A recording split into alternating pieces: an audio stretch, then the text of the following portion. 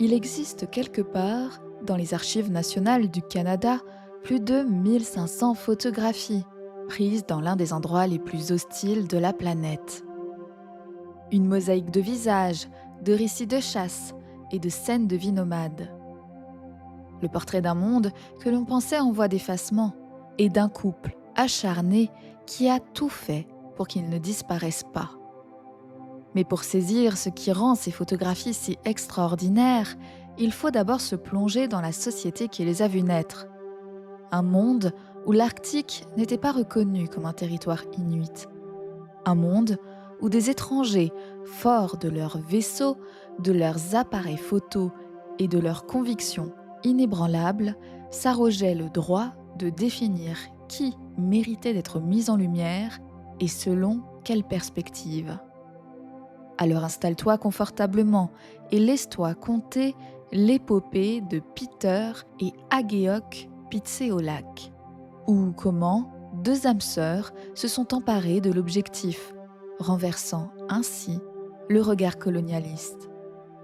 Je suis Élodie Bonin et tu écoutes Nicéphore, le podcast qui te plonge dans l'histoire de la photographie pour insuffler une nouvelle ère dans ta créativité.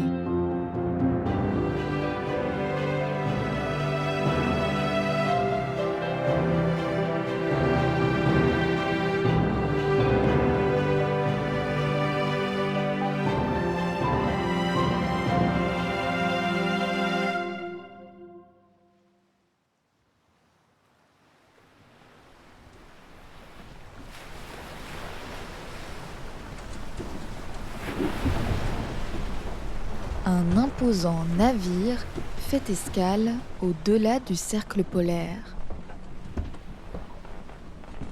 Nous sommes en 1891. Robert Peary, officier de la marine américaine, est à la tête de ce voyage. L'Arctique ne lui est pas inconnu. Il s'y est déjà rendu en 1886 pour une mission d'exploration de la calotte glaciaire et des côtes insulaires.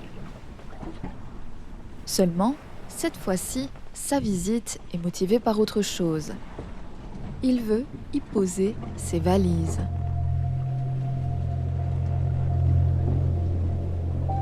Son regard s'arrête sur la baie McCormick, nichée au nord-est du Canada.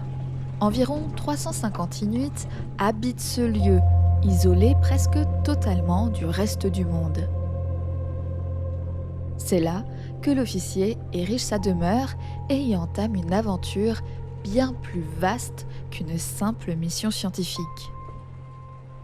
Imaginez la scène. À peine perceptible depuis la côte, le navire émerge de la baie. Et soudain, une voix porte sur les eaux. J'arrive, c'est un fait. La peur est palpable. La terreur, elle, est viscérale. Cet homme, sur son grand navire, dégage quelque chose d'écrasant. Le sentiment est immédiat et très clair. Si on ne se plie pas à ses exigences, on risque de le payer de sa vie. Les chasseurs inuits venus en kayak prennent place à bord. Peary ordonne de hisser un tonneau de biscuits sur le pont. Les visiteurs se penchent dessus et mangent avec les deux mains.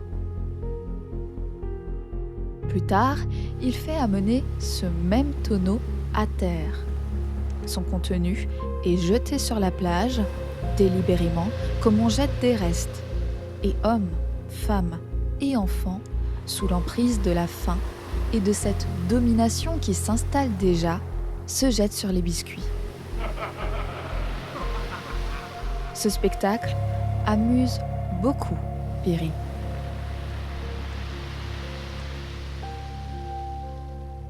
Et cette scène, un enfant l'a vue. Des décennies plus tard, le cœur encore glacé par ce souvenir, il confiera que cette image dit parfaitement comment Peary considérait son peuple. Un peuple affamé, humilié, réduit à un spectacle pour l'amusement d'un seul homme. Car derrière le sourire de l'explorateur, se met en place un système d'une grande efficacité.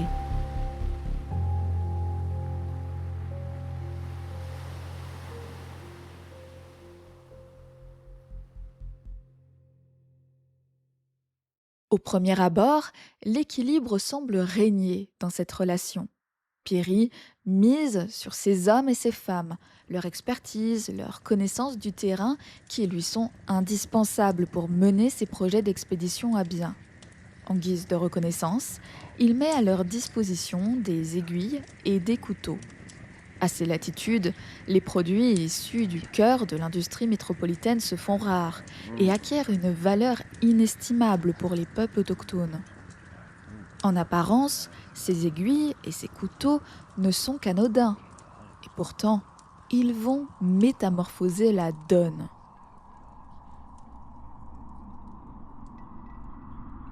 Progressivement, des liens de dépendance insidieux se tissent entre l'officier de la marine et les familles de la baie McCormick.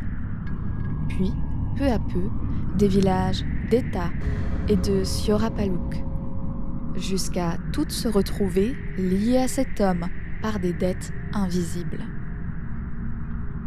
Pour rembourser ces sommes faramineuses, les villageois chassent pour Robert Peary. Elles cousent ses vêtements, elles conduisent ses traîneaux et lui paient en marchandises bon marché importées des États-Unis, des marchandises que l'officier est désormais le seul à fournir parce qu'il a pris soin de contrôler tout le commerce local. Ce qui se présentait jusque-là comme une collaboration a inévitablement glissé vers une emprise. Peary exprime sans détour sa vision de cette relation. À ses yeux, les villageois ne sont ni des partenaires, ni même des collaborateurs. Il parle d'eux comme des rouages d'une machine de voyage, au même titre que des chiens de traîneau. En d'autres termes, des composants mécaniques au service de ses propres ambitions. Et il ira même jusqu'à s'auto-proclamer responsable de leur épanouissement intellectuel et corporel, les façonnant à ses méthodes et pour son propre bénéfice.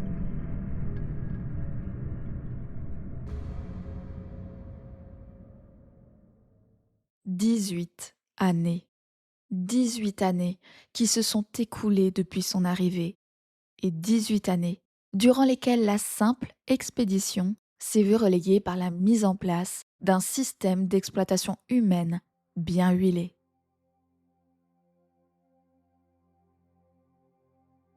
Et ce système se lit jusque dans les images que Robert Peary lui-même produit et diffuse. D'ailleurs, l'une de ses photographies dévoile une scène se déroulant sur le pont inférieur de son navire. 9 Inuits, vêtus de leurs habits traditionnels en fourrure, entourent un seul homme. Cet homme porte un veston de qualité, des bottes de cuir, un chapeau melon et une moustache soigneusement taillée. C'est Robert Peary. Il surplombe le groupe d'au moins 2 têtes et tend de sa main un petit objet plat à un jeune garçon inuit. Le titre de la photographie, Robert Peary distribue des cadeaux aux Esquimaux du Groenland. Un cadeau. Voilà le mot choisi. Et pourtant, rien dans cette image n'est innocent. La taille, les vêtements, les regards presque tous tournés vers Peary, tout est là pour raconter une seule histoire. Celle de l'homme blanc civilisé, entouré d'un peuple qui l'élève, instruit et sauve. L'objet tendu, quant à lui, n'est pas un présent. C'est un symbole, le symbole de la civilité offerte à un peuple jugé comme sauvage. Et c'est justement là que Peary réalise son coup de maître. Il a réussi à inverser le récit de dépendance. Car désormais, aux yeux du monde, ce sont les Inuits qui dépendent de Peary, dissimulant soigneusement que sa survie était totalement remise entre leurs mains, et que sans leur science de l'environnement, sans leur technique de survie et sans leur connaissance du territoire, Peary n'aurait sans doute jamais pu approcher le pôle Nord. En fait, ce qui intéresse les métropolitains dans les photographies de Peary, c'est l'exotisme des Inuits. Un mot qui en dit long sur la façon dont Peary et toute une époque regardaient ces hommes et ces femmes. Leur savoir, développé sur des millénaires, n'était présenté que comme une adaptation instinctive à l'environnement. Une adaptation que Peary se vantait de pouvoir s'approprier en enfilant, dit-il, un simple manteau de fourrure.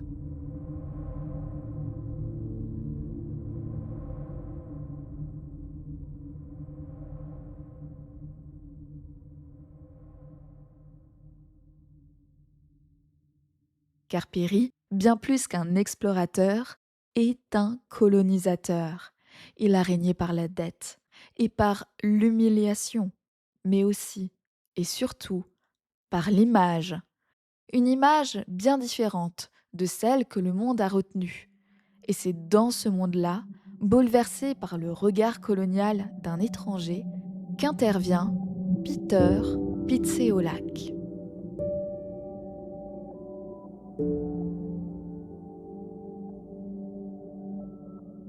Peter Pitseolac naît le 2 septembre 1902 sur l'île de Nottingham, dans ce qui est aujourd'hui le Nunavut. À cette époque, le monde dans lequel il vient au monde est encore intact. Les camps, les chasses, les igloos, le silence de la toundra, un monde qui, il le comprendra plus tard, est déjà en train de muter.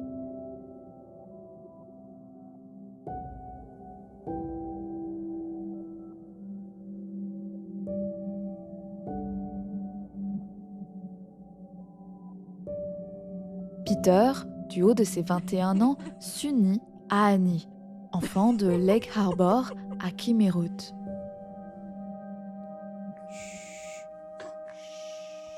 De leur union naîtront 7 enfants, mais 5 d'entre eux n'y survivront pas. Rien ne saurait véritablement nous armer contre leur disparition, mais dans ces contrées et à cette époque, la disparition d'enfants était le lot quotidien. Seuls Udluriac et Ko'oeo connaîtront l'âge adulte.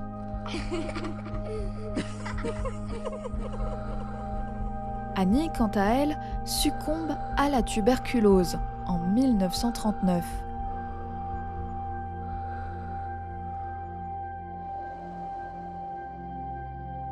Peter se retrouve seul aux commandes de la petite famille.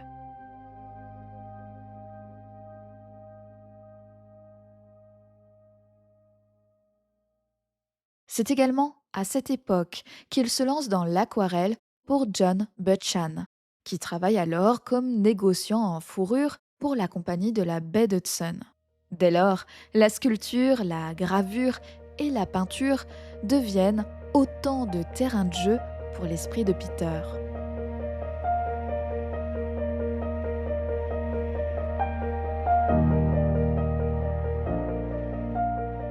La photographie, quant à elle, s'impose plus tard dans sa vie, en 1930, grâce à une scène pour le moins cocasse. Un homme blanc, terrifié à l'idée d'approcher un ours polaire, préfère confier son appareil photo à Peter, le suppliant d'immortaliser l'instant à sa place. Peter s'exécute.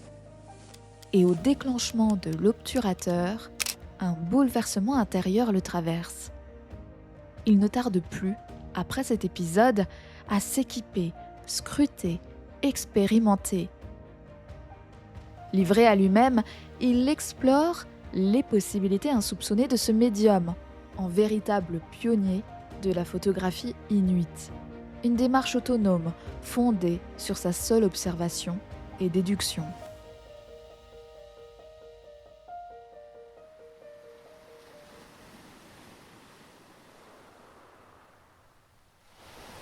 Mais notre histoire change radicalement de dimension en 1941, quand Peter épouse Ageok.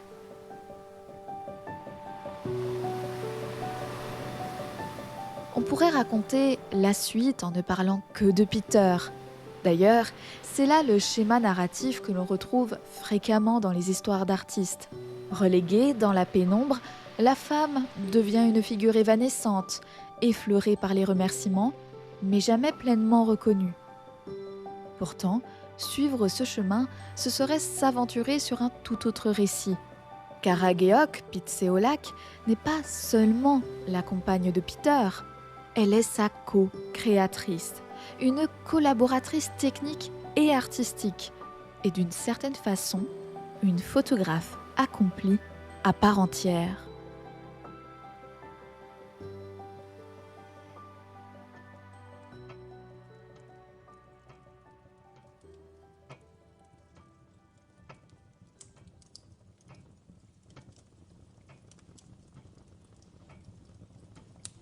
Replongeons-nous donc dans l'atmosphère des années 40.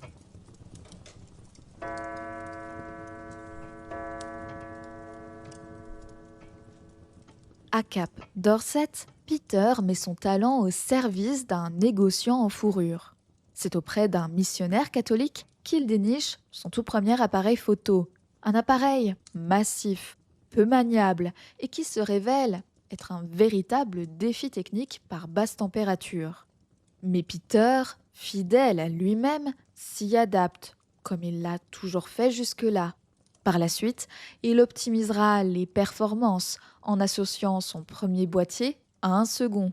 Il empruntera également l'appareil photographique de sa fille aînée, Udluriac, qui se révèle être plus performant encore. Chaque boîtier est une étape de sa vie, chaque pellicule est une leçon de sa quête artistique.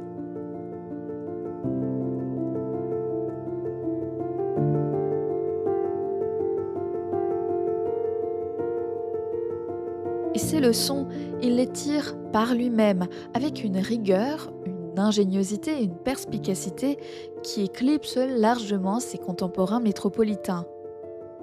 Car rappelons-le, l'Arctique, à cette époque, est réputé comme le pire cauchemar des photographes. Les températures extrêmes malmènent les négatifs, les rendant cassants et les condamnant à disparaître. Pourtant, Peter déniche une issue.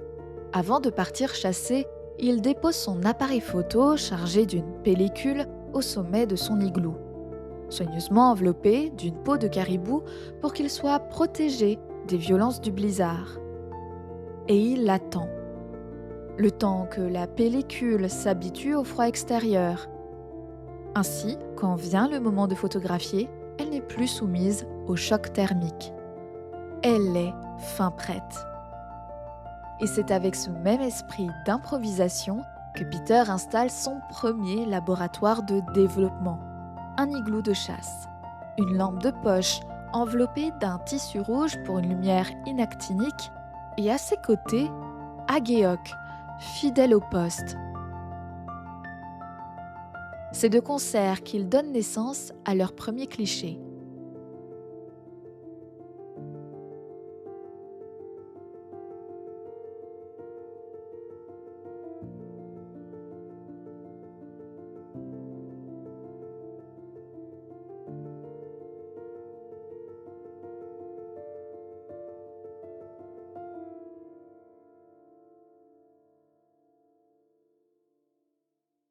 Un jour, Peter fut témoin du travail de développement mené par un homme blanc qui peinait à avoir des résultats concrets. Le regard de Peter s'est fait intense et scrutateur, et peu à peu, dans la pénombre, il saisit l'erreur fondamentale de cet homme blanc. Il ne l'avait pas assez, ses photographies, un développement que Peter jugeait manifestement bâclé. Alors, à son retour dans son laboratoire, il persiste à nettoyer les siennes. En apparence, un geste simple, mais qui cristallise en réalité toute sa démarche, de l'observation, de la déduction et une correction. Il veut apprendre mieux que ceux qui prétendaient savoir avant lui. Et cette démarche minutieuse et rigoureuse fait que son laboratoire devient un véritable repère pour les esprits désireux de maîtriser l'art du développement, à commencer par ce fameux missionnaire catholique qui lui avait cédé son premier appareil photo. Le missionnaire s'était déplacé pour maîtriser l'utilisation du matériel qu'il lui avait acquis. Il croyait détenir la clé du succès. Seulement, il recourait à l'eau bouillante. Peter, lui, sondait la température de l'eau du bout du doigt. Avec un flegme amusé, il confiera volontiers qu'on lui a bien proposé un thermomètre un jour, mais que son doigt reste encore son meilleur indicateur.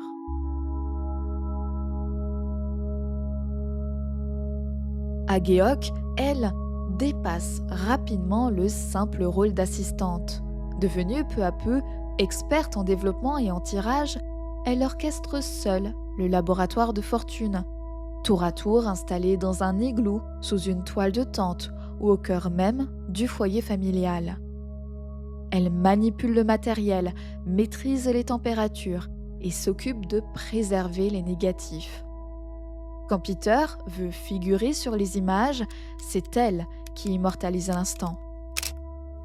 À 46 ans, Peter est immortalisé par son objectif, le visage baigné par la douce flamme d'une lampe à huile. Mais Agéoc tient toutefois à souligner un point essentiel. C'est lui, et lui seul, qui était aux commandes des paramètres.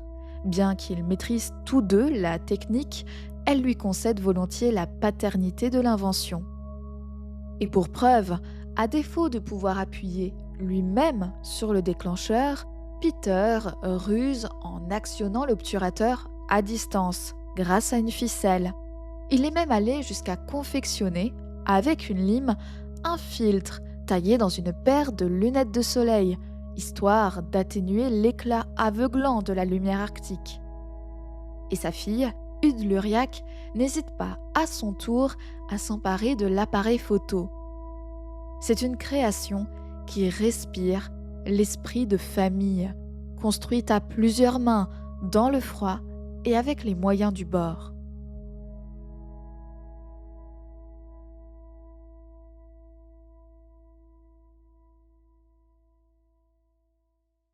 Dès le lancement de ce projet familial, Peter Pitseolac en a défini les contours avec clarté. Il aspire à révéler les visages de sa communauté, celle de Kingaït dans le Cap Dorset, l'ordinaire de leur existence, leurs visages et leurs gestes. Et il entend le faire avec une rigueur absolue, non pas pour séduire un marché ou satisfaire les fantasmes exotiques d'un public occidental, mais pour la génération future de sa propre famille, afin qu'un jour, ils puissent contempler ce mode de vie qui précède l'adaptation de leur culture à la modernité, à l'industrialisation et donc à l'occidentalisation de leur terre. Plus tard, Kooyo, la fille de Peter et la fille adoptive d'Agéoc, l'exprimera. Son père cherchait à immortaliser ces scènes de vie avant qu'elles ne se transforment irrémédiablement, offrant ainsi à ses petits-enfants une fenêtre ouverte sur leur héritage. Et cette intention tranche radicalement de celle des photographes qui l'ont précédée.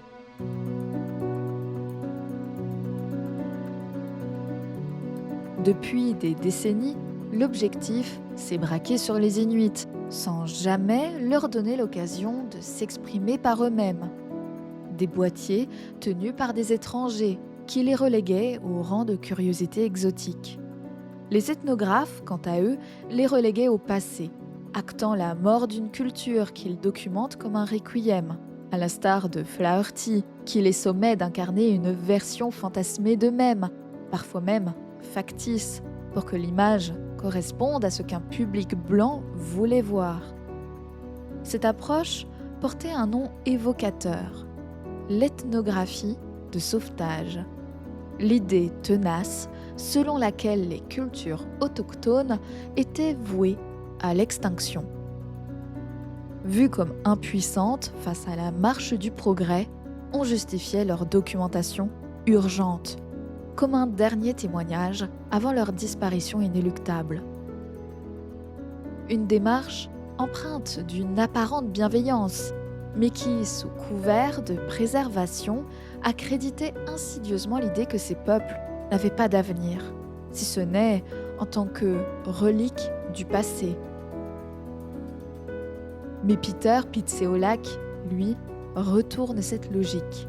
Son objectif n'est pas d'exposer dans un musée, mais bien d'attester par l'image de l'existence des Inuits. Il capture l'essence de sa communauté, car elle vibre d'une vie intense et mérite d'être révélée dans toute sa richesse, à la fois par sa pérennité, ses paradoxes, mais surtout sa diversité.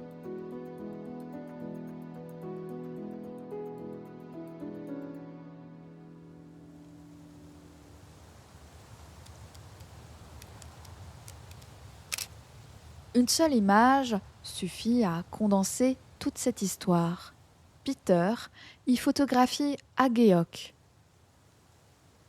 Au cœur de la toundra, elle prend la pose, tandis que chien et matériel s'éparpillent en arrière-plan.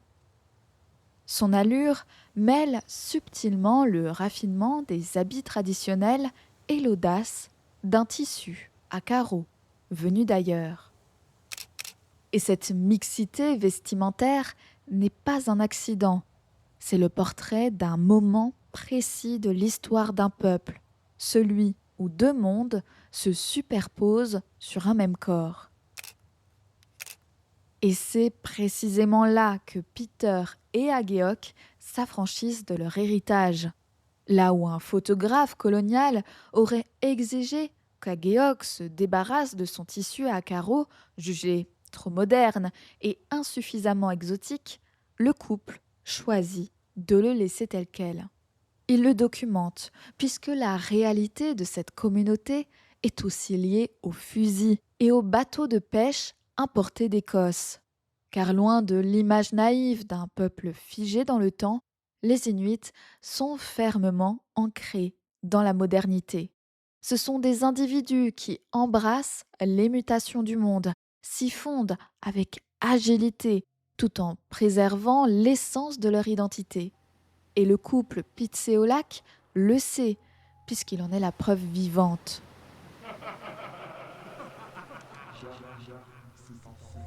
Là où Perry instrumentalisait les Inuits, les réduisant à de simples décors ou à une force de travail docile, les Pitseolac, eux, immortalisent cette communauté avec une dignité rayonnante, la sublimant dans ses plus beaux habits, dans la plénitude de ce qu'elle est.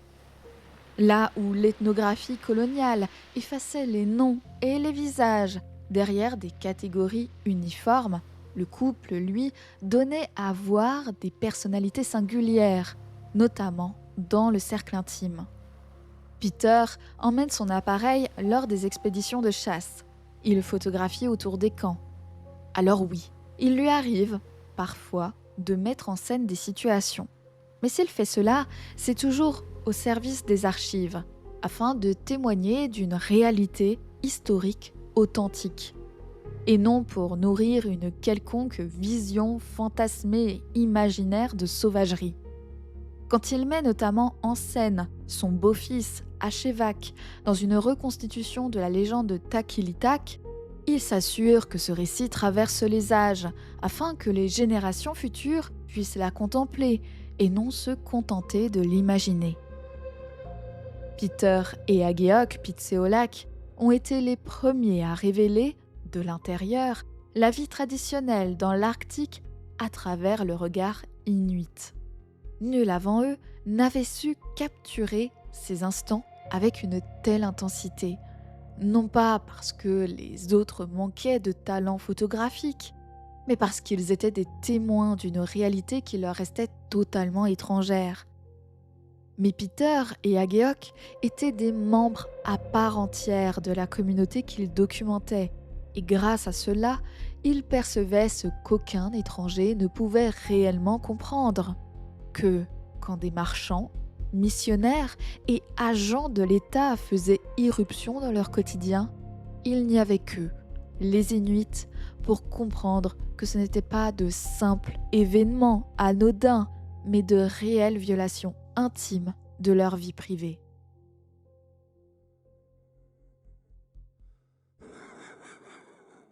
En 1945, la tuberculose vient bouleverser la vie des Pitséolacs. La maladie qui a fauché Annie serre désormais Peter entre ses griffes. Sa santé décline inexorablement, sa mobilité n'est plus ce qu'elle était. Dès lors, son regard change de direction, tourné cette fois-ci vers l'intérieur et l'intimité des foyers, des portraits de famille, d'amis proches, de visages aimés. Rétrospectivement, Agéoc avouera qu'à l'époque, il ne daignait photographier que si l'effort physique était minime. Une formule qui en dit beaucoup sur la persévérance de son époux malgré la maladie. D'ailleurs, c'est peut-être de cette contrainte forcée qu'ont jailli certaines de ses images les plus saisissantes. L'année suivante, en 1946, Peter cesse de travailler pour les marchands de Cap Dorset. Il élit domicile à Keatuk, à quelques kilomètres de là, emmenant avec lui une dizaine de familles. Il s'y impose alors comme chef de village. Le laboratoire de développement déménage lui aussi dans la cabane familiale, un nid douillet, façonné en partie grâce au bois de récupération provenant de l'épave de Nascopie, un navire emblématique de la compagnie de la baie d'Hudson. Même les matériaux du village racontent une histoire coloniale. À Keatuk, le temps semble suspendu, rythmé par des traditions anciennes.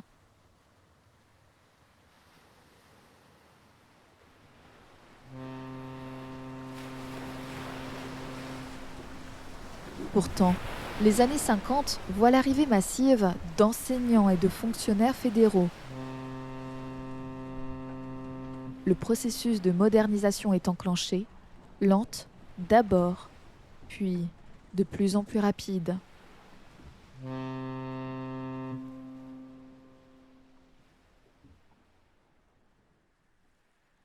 Et puis, une réalité coloniale les rattrape en 1961. Cette année-là, Annie, la petite fille du couple, doit impérativement être scolarisée. Peter et Agéoc redoutent que leurs petits-enfants n'endurent un froid glacial lors de leur pénible marche depuis le campement. La famille tire donc sa révérence à Keatuk et reprend la direction de Cap Dorset. Pour l'heure, une douzaine de camps permanents persistent encore dans la région. Mais dès 1965, le gouvernement canadien prend une décision radicale: troquer les igloos, les tentes et les cabanes contre des habitations dites durables. Seul un unique campement se maintient dans la région de Cap Dorset en 1970. Et en 1971, il s'est volatilisé. Cette année-là, Udluriac, la fille aînée de Peter, s'éteint, victime d'une crise cardiaque. Peter Pitséolac tire définitivement sa révérence 2 ans plus tard, le 30 septembre 1973.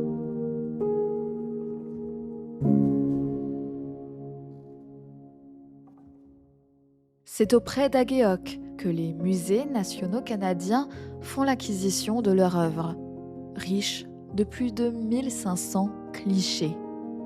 Elle les avait précieusement conservés, elle les avait mis à l'abri, et durant les semaines qui s'ensuivent, elle consacre un temps considérable, des jours entiers, voire des semaines, à décortiquer les sujets, les lieux et les dates de chaque négatif à l'intention des chercheurs. Grâce à son action, les procédés photographiques de l'époque, les conditions de capture et l'identité des sujets immortalisés ont traversé le temps.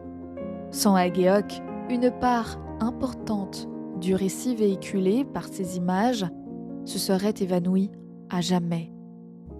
Koyo contribue également à éclairer l'œuvre de ses parents grâce à de précieux renseignements, suite à quoi la petite fille du couple, Annie, devient interprète lors des entretiens menés pour documenter leur travail. Un rôle qui l'amènera à devenir la toute première enseignante inuite de Cap Dorset.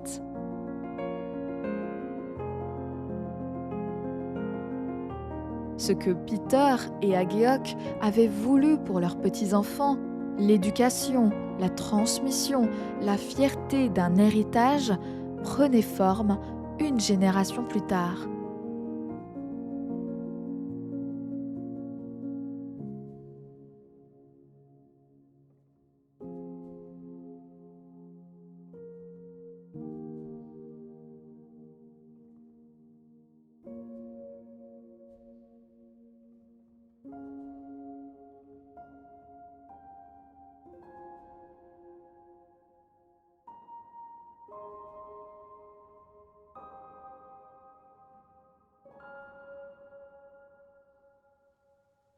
Ce n'est qu'à titre posthume que les images capturées par Peter se verront exposées. En 1975, le musée McCord de Montréal lui offre une exposition et soucieux de diffuser ses œuvres au-delà des métropoles du Sud, le comité organisateur imagine une version nomade pour le Nord, des tirages compacts et légers présentés sur des panneaux pliables conçus pour voyager dans de petits avions, pour retrouver les lieux qu'il avait façonnés et croiser le regard de ceux qui ont été photographiés.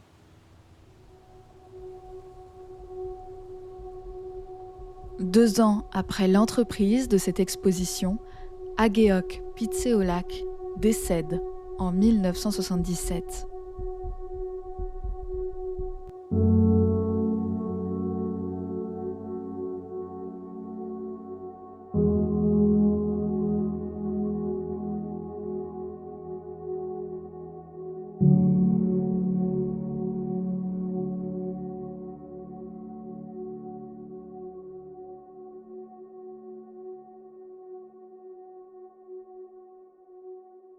En 1981, Peter Pitseolak est désigné personnage historique national.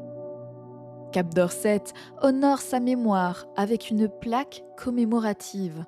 Elle évoque son profil multiple, artiste, photographe, historien et chasseur à la fois. Son ambition était de graver dans le marbre les convictions, les traditions et le nouvel élan de son peuple. D'ailleurs, il a brossé un portrait saisissant des contrées australes de l'île de Baffin, qui a été le théâtre de sa vie.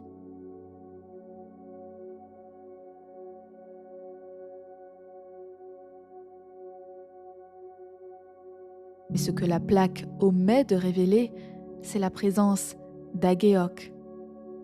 Elle a déclenché, puis révélé les tirages dans le froid polaire d'un igloo devenu laboratoire. Et puis, elle a déchiffré chaque image pour nommer les visages, les lieux et les instants immortalisés. Elle a préservé ces clichés, les offrant à nouveau au regard de tous. N'oublions pas non plus Udluriak, Koyo et Annie, qui ont toutes contribué à leur manière dans la pérennité de cette œuvre, que nous pouvons oser qualifier de familiale.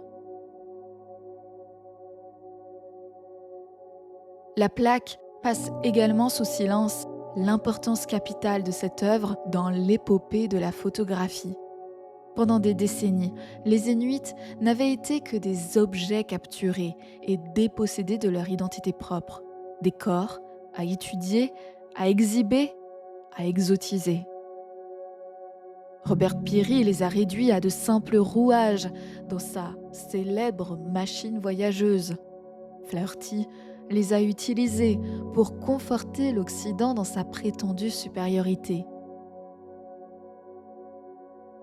Mais Peter, Agéoc, Udluriac, Koyo et Ani Pitséolac ont eu le courage de saisir l'arme même de leur oppression pour changer la donne et retourner ce regard. Les membres de la famille Pitséolac, plutôt que de figer une culture à l'agonie, ont choisi de léguer un héritage vivant à leurs descendants. Ils ont évité de transformer leur communauté en une simple attraction, lui restituant son prestige et sa richesse légitime. Ils ont immortalisé des communautés aux traditions ancestrales, des hommes, des femmes, des enfants, des visages familiers aux histoires uniques et véridiques. En s'emparant de leur propre représentation et de celle de leur peuple, le couple Pitséolac et leurs descendants ont métamorphosé le peuple inuit. D'objets d'études instrumentalisés, ils sont devenus acteurs et auteurs de leur propre récit et de leur propre histoire. Et c'est peut-être ça, la plus grande des conquêtes polaires.